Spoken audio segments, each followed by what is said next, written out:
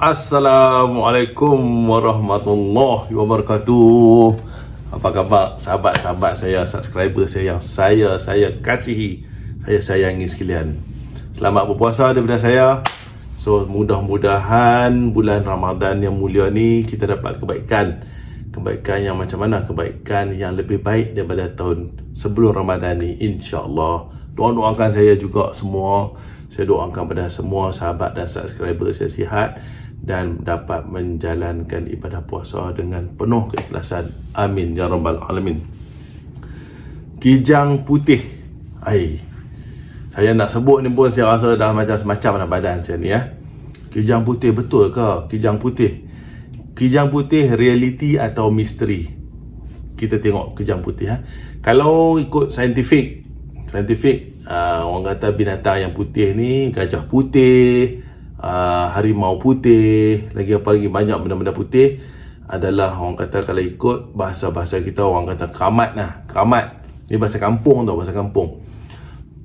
Tapi kalau saya dah cek, rujuk dengan kawan saya yang pakar binatang ni kan, dia kata kijang putih ataupun binatang putih ni albino, rusa albino, gajah albino. Tapi kalau kita kata dekat Thailand, anugerah yang tertinggi kepada tentera Malaysia, kita collaborate, dia ada anugerah gajah putih. Maksudnya ada anugerah tu, kita punya raja dia bagi kepada pegawai tentera kita lah. Kalau Datuk Seri Shahrum, bekas Panglima Tentera Darat dulu, dia ada anugerah gajah putih. Okey, jadi saya pendekkan, saya nak cerita kepada sahabat sekalian semua tentang pengalaman dalam hidup saya ni tentang kijang putih. Saya tidak direct contact dengan kejadian ni, tapi yang terlibat sahabat baik saya. Kami bersembang daripada pukul 11 malam sampai pukul 3-4 pagi. Saya dah tak larat dah. Saya sambung bapak mentua saya sembang dengan dia. Tu panjang lebar cerita tentang kijang putih ni kan. Okey, kejadian berlaku pada tahun 2010. Satu teruk daripada Regimen Gerak Khas yang terdiri daripada 4 intip buat operasi dekat sektor Eco Foxtrot lah Tasik Banding. Okay, Tasik Banding. Jadi kekuatannya lebih kurang dalam 25 orang kan. Jadi pergi ke dalam sektor Eco. Okay, sektor Eco. Kalau kita kata kawasan operasi tu dia ada 2 kawasan. Satu Eco Foxtrot, kawasan Foxtrot. Jadi yang menuju ke arah ke Foxtrot tu kita pergi masuk ke belah Kedah lah. Kalau Eco ni menuju ke sebelah Kelantan lah. Mak taktikal saya tak mahu nak terlampau detail sangat lah. Jadi bila kawasan Eco tu kan dia dekat dengan kawasan Sungai Kenarung. Kalau tuan-tuan buka hal tu saya share dalam peta ni Sungai Kenarung. Jadi kawasan Tasik Banding. Kalau kita kata Tasik Banding, cerita dia melibatkan kawan baik saya, sahabat saya yang sangat rapat dengan saya. Saya panggil dia nama dia KD, Kilo Delta. Nama samaran dia punya code name dia lah. Dia punya call sign dia tu. Jadi KD ni kalau kita sebut dekat Regimen Gerak Khas sampai sekarang, orang kenal dia. Dia suka mengaji Quran, dia suka mengajak orang yang tak kerti baca Quran. Jadi dia kalau tiba kursus tu, kalau truk nak tinggal dia tu, tinggal lah. Dia akan sembahyang jemaah. Kalau dalam hutan saya pernah terlibat dengan dia. Okay, kalau sembahyang dia akan sembahyang jemaah lautan, dia akan sembahyang, dia akan berzikir semualah. Pernah satu ketika tu saya hati saya kata, "Weh, kita ni dalam keadaan taktikal." Jadi orang kata kat situ nak tunjuk bahawanya dia KD ni orang yang sangat berpegang kepada agama Islam lah. Mungkin tu sebab tu lah orang kata kijang putih ni berminat dengan dia. Okey, tahun 2010. Okey, 2010 masa tu saya dekat pusat latihan peperangan khusus lah. Okey, kat Pulpak Sungai Udang. Jadi kan cerita pasal kijang putih ni kan saya nak cerita pasal kijang putih ni kan. Saya sendiri tengok kijang tu, badan dia macam dengan kamera flash tu kan, kita nampak badan dia putih tu bercahaya, badan dia macam bercahaya. Kalau sahabat-sahabat teringin nak tengok gambar tu, cari saya. Saya tak share dalam channel ni ya.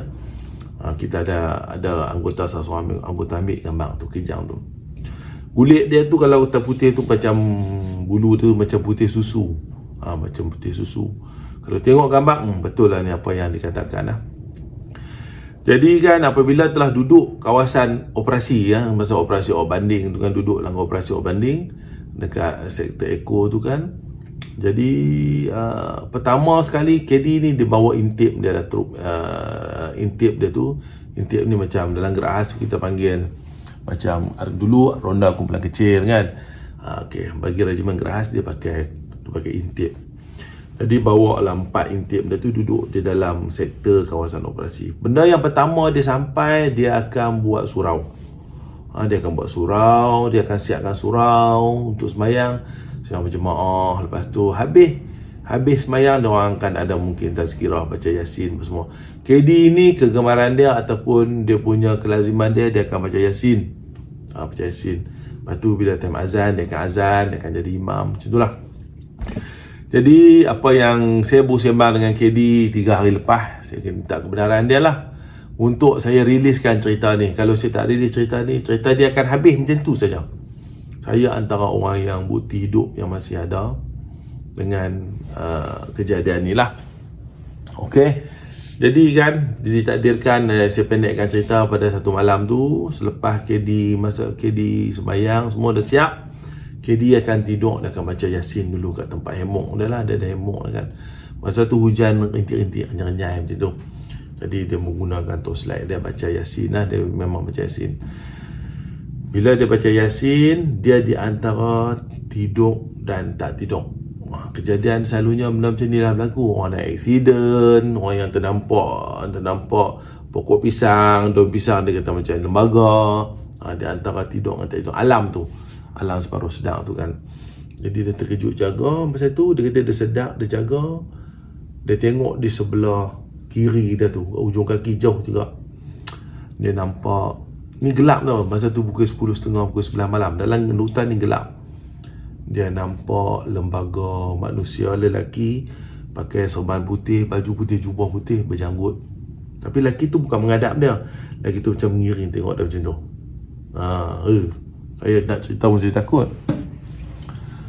Duduk macam tu lah. Jadi bila lelaki tu duduk macam tu kan, KD ni dia orang kata anggota komando dilatih ni kan. Bila kita nampak benda-benda yang bukan kawan kita tu kan, so alert kita adalah dia tengok weapon dia. Weapon dia tidur dengan dia. Dia tengok weapon dia. In case apa-apa yang berlaku, kita akan ambil weapon tu, kita akan buat tindakan serta-merta lah dia panggil. Jadi bila dah dia tengok weapon, dia tengok orang tu kan, benda tu habis macam tu saja. Okey, habis. Saya tak mau nak cerita ulas panjang sebab itu yang saya faham. Dah habis macam tu saja. Dia pun terjaga, dia pun tersedak kan. Di antara realiti dan fantasi tu. Realiti dan fantasi. Okey, jadi keesokan harinya kita bila anggota gerahas ni duduk dalam kawasan operasi, duduk dalam pengkalan, kita akan buat rutin pengkalan lah. So kita akan buat ronda ikutlah ronda kita, ronda kawasan. Kita akan pergi tengok kawasan mana ada sektor kita duduk tu. Kita pergi darat, barat, timur, utara, selatan, apa semua kita akan familiar. Kita akan buat ronda. Dia panggil patrol lah, kita panggil patrol. Jadi KD bersama dengan satu kali anggota baru ni pergi ronda. Okay, pergi ronda. Lebih kurang jam dalam pukul 10.30 ke pukul 11 2010 tu. Dalam hutan ni dia akan cross satu sungai kecil. Sebelum sungai tu dia ada satu pokok balak besar. KD ni dah cross pokok balak tu. Okay, dia dah cross pokok balak tu. Jadi dia daripada belakang signal daripada anggota baru ni, dia panggil yang soldier ni kan, bagi signal. KD terlepas, dia tak perasan. Lepas tu panggil kan, budak tu tunjuk dia. KD tak nampak sebab lindung pokok balak. Bila dia reverse, dia nampak seekor kijang jantan datang menunduk jatang. Dia kata kat saya lah macam orang naik lift, tangga lift, eskalator, turun datang tunduk macam serah diri. Jarak dia kan, ada serah diri lah. Jadi dia sendiri tengok gambar kijang tu, okey. Depa pun bunyi belakang tu. Dan orang kata nampak jelas lah kijang tu. Nampak jelas kijang tu kan. Yang kata kijang albino ni tadi kan. Jadi peristiwa tu kan satu benda yang sangat-sangat menakjubkan, okey, sangat-sangat menakjubkan. Dia kan sebenarnya 3 hari sebelum kejadian bertemu kijang tu, KD ni telah buat petrol juga. Dia sudah sesat. Bukan dia sesat, dia sudah mengikut sungai. Ronda ikut sungai, dia jalan ikut sungai. Bila nak balik, jalan tu macam cabang sungai kita katakan. Jadi buka peta, cek balik. Makna dia nak tak nak sementara nak tunggu malam, dia kena cross. Kita tahu dah base kita di belakang dia ada satu bukit tinggi lah. Bukit lautan saya tak berani nak sebut tinggi mana kan, tapi memang tinggi. Kita kena naik bukit tu, kita turun baru kita akan jumpa base kita balik. Memang confirm lah kat situ. Jadi apa yang keputusan KD ni buat kan, KD ni mengambil keputusan dia tak mau ikut sungai dan dia ikut gunung, dia panjat gunung tu. Panjat gunung tu, main ke lereng apa semua sampai ke puncak, turun kan. Sampai satu tempat bila dia turun dari satu pokok, dia berhenti kan, dia nampak gunung ni kan macam ada macam gua, tapi bukan gua, dia macam ada ruang lubang kan. Bila dia tengok dalam tu kan, tempat tu sangat cantik, tempat tidur binatang. Tempat tidur binatang sangat cantik, tempat tidur binatang. So di situ taik pun tak ada, tempat tu bersih, sangat bersih. Dan dipercayai itulah tempat tidur kijang putih tu. Dia dapat hasil daripada temu bual, temu ramah kan. Dan orang kata badan kijang tu bersih, putih macam susu. Kalau binatang, kalau dia duduk kan kat lutut dia, apa kita nampak berhitam, ini tak ada, memang bersih, suci. Tu nak cerita sampai tahap macam tu. Jadi saya tengok saya punya nota balik, saya tulis kat whiteboard ni kan. Jadi nak cerita pasal kijang putih tu lah. Bila dah kita sini tengok kan, tengok gambar apa semua tu, bercerita semua kan. Jadi saya dengan KD ni berbincang, siapa orang yang malam tu datang kan. Lepas tu kenapa benda tu datang seorang diri kepada kita. Yang kata kijang tu, kata suara tengkuk tu kan, dia datang dari seorang diri. Jadi benda orang kata bertahun, setahun, 2 tahun, 3 tahun, 4 tahun, benda ni tak habis. Jadi dalam proses pada tu, dalam perjalanan hidup tu kan, 2010, sekarang ni 2023, 13 tahun. Jadi saya pun banyak tanya orang, KD pun banyak tanya. KD pun dah pencen dah 5 tahun lepas dah KD pencen. So kami masih berhubung kan, tanya, sembang kan. Kawan baik? Sembang KD. Hang dah tahu dah ke? Hikmah, orang kata hikmah cerita kijang putih tu kan. Siapa orang yang datang masa malam tu kan. So kita pendek cerita. Ini hasil daripada kajian lah, daripada kajian sembang, cari-cari, tanya orang semua kan. Yang datang malam tu bukan orang kata, of course bukan manusia. Setengah kata penjaga kijang putih. Sebab dia tahu binatang ni orang kata akan tewas di tangan KD. Akan kalah di tangan KD lah. Ataupun KD ni mengambil kijang tu ke, tanjerat ke apa ke kan. Yang pertama. Yang kedua ni, benda lain yang datang. Benda lain, mungkin penghuni hutan tu juga nak tengok, nak berebut tu, nak ambil sama-sama, nak try nak ambil benda tu. Dan yang ketiganya, orang kata hanya Tuhan saja yang tahulah. Orang kata mungkin rezeki KD ni lah untuk dia rezekikan jumpa pada kijang tu lah kan. Jadi apa yang saya boleh buat ni, saya beranggapan orang yang datang malam tu dah jumpa dia tu, cara tu agak macam marah lah. Macam marah. Mungkin dia tahu kan nasib kijang tu kan. Dia kan, kalau daripada pengalaman pertanyaan ilmu yang saya ada ni, yang tak seberapa ni kan, benda putih ni dia satu benda yang sangat-sangat rare lah. Rare dan sangat ada penjaga dan orang kata kan. Ada penjaga adalah. Ini mengikut pengalaman ataupun petua-petua daripada orang lama dulu kan. Jadi Setiap masa akan ada sekok saja. Jadi bila hilang sekok, dia akan ganti dengan sekok. Hilang sekok, ganti dengan sekok. Mungkin macam tu kot. Kan? Macam tu kot. Saya cuba dalam siri ni, saya tak maulah cerita. Saya berhati-hati sikit saya bercerita daripada sebelum ni kan. Sebab saya nak bagi tuan-tuan fikir sendiri dan tuan-tuan cari sendirilah apa jawapannya kan. Jadi kan, cerita uniknya tentang Kijang Putih ni kan, dia ada beberapa keunikan. Telinga dia cabang 3, telinga sebelah kanan dia cabang 3. Bila cabang 3 dia macam terkoyak tu telinga dia tau. Kalau kita tengok dia macam tu tulis kalimah Allah tau. Ni 3 hari lepas pun Kedi cakap kat saya, telinga dia cabang 3 tu, cacat tu macam membentuk kalimah Allah. Special cerita benda ni, membentuk kalimah Allah. Lepas tu bulu kening dia kan, bulu kening dia ni, bulu kening dia, mata dia dekat ni kan, dia macam tak sekata, dia macam berpusing, berpusat. Jadi kan, cerita Kijang Putih ni dulu masa sebelum saya masuk askar, ada cerita orang lama lah. Dia pun sudah dapat tangkap Kijang Putih ni. Dapat tangkap, dia kena jerat lah. So bila lepas ronda tengok mungkin jerat orang asli ke, semua tak tahu cerita ni kan. Kalau kita nak cerita kata tangkap nembak ke, mana boleh.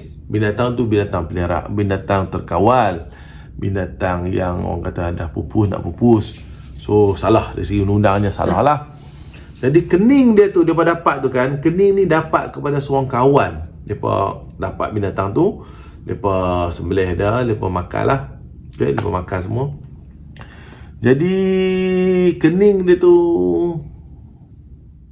jadi kesimpulan kan, apa yang saya boleh bagi tahu kan tentang cerita Kijang Putih ni kan, kalau ditakdirkan dapat Kijang Putih tu kan, kita dapat Kijang Putih tu kan, kita buat minyak selalunya kita buat minyak. Selalunya kita akan buat minyak, benda-benda macam ni kan, minyak kijang, kita rebus macam orang buat minyak kambing gurun kan. Minyak dia tu kalau kita pakai kan, kalau kita pakai, orang yang ada ilmu ni kan, dia akan memberi kesan. Kalau orang yang dia akan rasa, orang yang pandai-pandai dia akan rasa. Jadi KD pun ada share dengan saya, dia kata kalau dapat minyak, kita buat minyak tu kan, pakai saja kena kulit terus bulu roma kita akan meremang. Baik lelaki, baik perempuan akan meremang bulu roma. Kita tak tahu daripada mana misteri itu datang. Adakah misteri ataupun ini realiti? Kan? Jadi bagi saya ada misteri dia, realiti dia ada sebab saya sendiri terlibat. Saya sendiri tengok dan saya berdepan dengan kiri cerita ni. Sama juga dengan kalau minyak tu kan, minyak tu kalau kita nak bagi kepada orang yang tak patut hak dia dapat, okay? Tak patut hak. Daripada orang lama cerita kan, adalah non-Muslim ni dia nak gunakan minyak tu untuk perubatan. Jadi minyak tu dia orang buat, dia orang baca Yasin, baca Al-Quran apa semualah. Jadi masa nak pergi ambil tu, benda tu dah elok dalam plastik, lebuh dalam plastik. Jadi benda tu pecah, penuh dalam seluar. Bila rasa macam panas lah, minyak pecah. Jadi tak bagilah, tak ada rezeki non-Muslim tu lah. Jadi berbalik kepada cerita pasal kening kijang tu, kening tu kan, orang dulu-dulu yang dapat kening tu dia simpan kan. Jadi bila dia pakai kening tu, dia simpan dalam beg dia kan, dia jadi macam tumpuan tu, macam gula tu. Orang nampak dia manis, orang suka dia, lelaki ke perempuan ke kan, suka dia. Jadi dia menjadi satu tarikan, satu center. Dia punya person centered, dia jadi macam public figure. Orang nampak dia kan, mungkin penarik pada apa, saya tak sure, saya nak cakap. Jadi kan, orang yang punya kulit tu kan, dia sendiri, yang kening yang banyak cabang tu kan, dia sendiri rasa tak kena pada diri dia, dan dia pun pergi Darushifa Darushifa dekat Bangi, pergi scan. Jadi bila dah nak masuk scan tu kan, duduk dekat kursi lah, terus ustaz yang Darushifa tu tanya, kamu dekat badan kamu ni, kamu ada pakai apa, bawa apa? Kan, contoh tanya saya bawa apa, saya kata bawa IC je lah, bawa IC ke, buat duit, beg duit apa semua kan. Jadi masuk ustaz tu kan, bukan yang tu, Kamu cakap betul-betul, apa yang kamu bawa? Mampus, Rabui kau cincang apa, kita takkan cerita lah, orang kata. Sampailah ustaz tu bagi tahu. Dia bagi tahu benda yang kamu bawa tu, benda tu berbulu. Benda tu warna putih. Sampai macam tu tuan-tuan. Cerita misteri atau realiti. Jadi bila dah betul niat dia tu, dia pergi, dia nak tengok pada diri apa, dia sendiri pun tak sedar benda yang dia bawa tu, dia tak tahu apa. Jadi bila dah macam tu, bila keluar, dia pun keluar benda tu, ustaz tu reverse ke belakang, terkejut tengok, dia tak macam jangan rapat. Pelik kan, orang kata kan. Peganglah benda ni. Ustaz tu tanya, hang simpan nak buat apa? Kan, orang tu cakap lah, simpan lah, benda orang bagi, benda susah dapat apa semua. Hang nak buat apa? Simpan lah. Hang simpan nak buat apa? Dia tak nak jawab. Lah kali dia macam tak ada jawapan yang kukuh. Jadi dah tak ada jawapan yang kukuh, kenapa simpan? Benda-benda yang orang kata syirik, tahyul, sampai boleh pergi pada kurafat, kenapa kita simpan? Mungkin sebab ilmu tu tak cukup masa tu. Tapi benda hati-hatilah kita dengan benda-benda yang misai rimau kan, orang duk cerita kan. Saya tak pernah tengok lah, saya tak tahu lah orang duk cerita misai rimau kan. Misai rimau, takut orang jadi gerun kan, orang tengok dia orang takut. Sungguh tuan-tuan, rimau kalau mati dalam hutan, lagi perut dia tak meletup, tak pecah, tak ada siapa berani sentuh, orang kata misai penggerun. Jadi benda-benda macam ni kita nak simpan nak buat apa? Benda ni yang hati-hati, dia boleh jadi syirik dan juga kurafat. Kita tak tahu tujuan kita, kenapa kita simpan. Kan, jadi kita dah percaya kepada benda tu. Wa na'udzubillahi min zalik. Janganlah kita macam tu. Jadi ditakdirkan kan, pemunya bandar tu kan, dia pun, ustaz tu kata pegang, dia pun pegang. Wahai kulit sekian-sekian, hari ni aku dah tak mau hang dah. Ludah. Mal tu sampah. Itu cara nak lepas dah kan. Itu cara lepas dah lah. Jadi cerita pasal kijang putih ni, saya nak buat kesimpulan. Kesimpulan dia, satu benda yang sangat menarik, sangat kagum bila kita berdepan dengan peristiwa ni, walaupun kita tak duduk kat situ. KD pun kalau ketemu ramah dia, sembang ada kesedihan dia, bangga diri tu tak ada lah kita katakan. Kesedihan dia, penyesalan, orang kata menyesal kan. Jadi untuk kongsian setakat ni saja yang saya boleh share kan dengan tuan-tuan perempuan semua lah, tuan-tuan perempuan semua. Apa yang saya boleh buat keputusan, rumusan, benda-benda yang macam ni kan, selalunya akan bertemu dengan istimewa, orang yang istimewa. Benda yang istimewa akan bertemu dengan istimewa.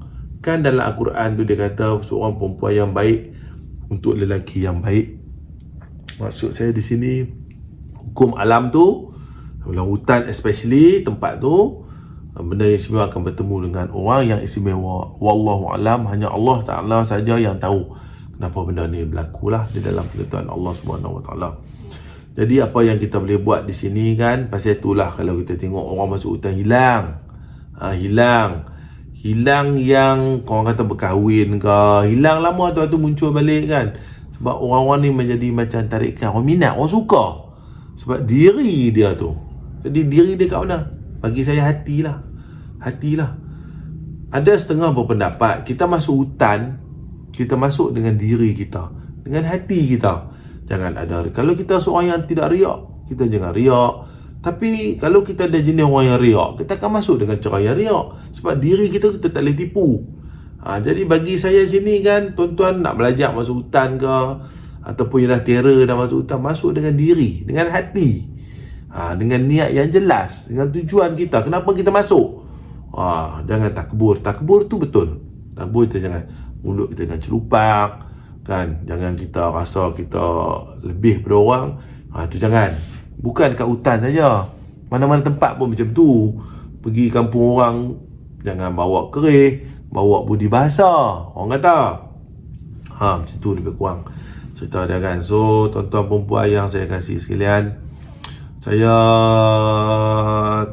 berhenti kat sini kot cerita pasal kijang putih ni. Sebab penceritaan tu jadi macam tak flow, tak berapa ni. Sebab mungkin banyak benda yang saya nak kena jaga kan, saya nak jaga kan. So itu sajalah perkongsian saya untuk siri ni. Nanti kita cerita lagi. Banyak lagi cerita. Saya nak cerita macam-macam cerita misteri yang saya get involved. Ular besar jumpa kan. Tapi bukan, tak apa, nanti saya cerita lah. So sekian dulu. Selamat berbuka puasa. Sekarang ni jam, saya tengok jam Ustaz lah. Pukul 5.45 dah. 5.45 dah. Selamat buka puasa semua. Sebelum nak buka puasa tu, baca doa sebelum nak makan tu, niatlah minta kepada Allah Ta'ala supaya jadikan hati kita ni hati yang ikhlas, insya-Allah. So itu saja. Terima kasih atas sokongan semua. Macam biasa, command and do. Assalamualaikum warahmatullahi wabarakatuh.